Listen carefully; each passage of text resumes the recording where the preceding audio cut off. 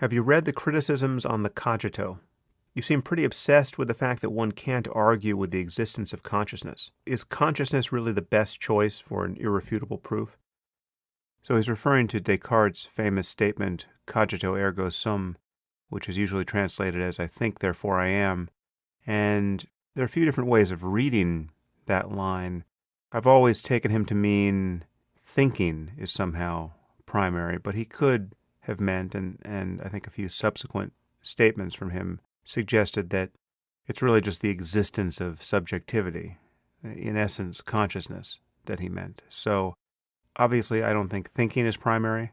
If you're familiar with what I've said about the nature of the self and how its illusoriness can be discovered through meditation, I don't think the subject or the sense of I is primary. But I do think consciousness is primary, not ontologically, but epistemologically.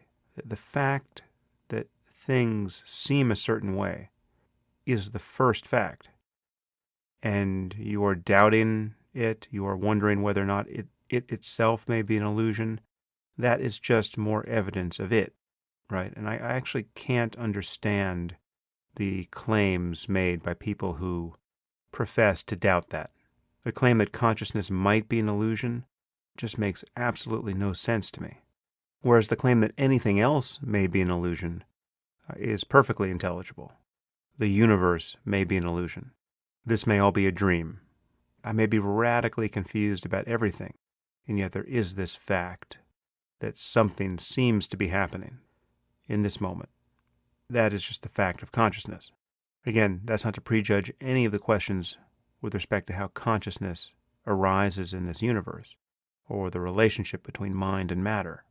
All of that still remains to be figured out. To be under the sway of an illusion about anything demonstrates the reality of consciousness as much as any veridical perception would, or any clear understanding would.